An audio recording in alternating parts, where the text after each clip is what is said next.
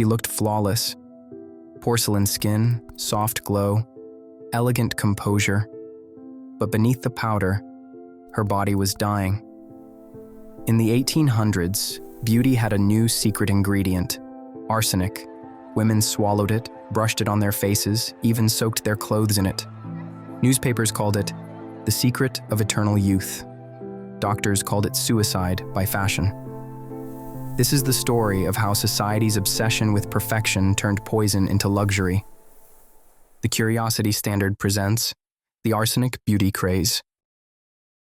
Arsenic had been known as a killer for centuries, but by the mid-1800s, chemists learned to refine it into bright pigments. Paris green, Scheele's green, vibrant, eye-catching colors that painted wallpaper, clothing, and cosmetics. The beauty industry saw profit in poison. Arsenic wafers promised flawless skin. Complexion soap guaranteed youth. The toxic trend spread from London to New York. Even men joined in. A pale face meant refinement. The wealthy glowed while the poor coughed, unaware they were inhaling the dust of death. Arsenic doesn't stay on the surface. It seeps through the skin, enters the blood, and begins to destroy from within. Early symptoms were subtle: a metallic taste, stomach pain, fatigue, but beauty demanded commitment. Women ignored the warnings, chasing compliments over comfort. As use increased, hair fell out, skin erupted in sores, and internal organs began to fail. The same chemical that gave them beauty slowly turned their flesh gray. Some doctors began to suspect the cause, but admitting the truth meant confronting a billion-dollar industry. One of the most infamous victims was Matilda Schurer, a young artificial florist in London. Her job was to dust imitation blooms with arsenic powder. Each flower she touched carried enough poison to kill 20 people. Day after day, she inhaled the dust of her own undoing. Her eyes took on a greenish hue. Her vomit glowed. She died gasping, her body soaked in the same poison that colored her petals. Her story made headlines, but only briefly. Tragically, Matilda's death was not unique. Throughout the 1800s, thousands suffered slow, silent poisonings from cosmetics, wallpapers, and even food. In England, the Bradford sweet poisoning of 1858 became one of the century's worst mass tragedies.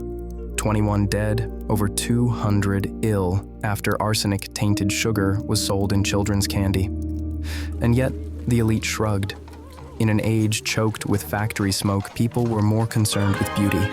And beauty, as history reminds us, has always demanded sacrifice. As deaths mounted, chemists and physicians fought to expose the danger. In 1859, a year after the Bradford sweet poisoning, newspapers warned that green wallpapers emitted deadly fumes. Some homes were so toxic, children died in their sleep. Still, manufacturers denied everything. They argued arsenic was harmless in small doses.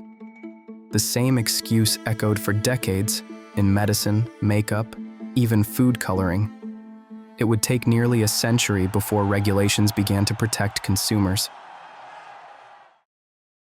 What fascinates most is how willingly people participated. Beauty wasn't forced upon them, it was desired.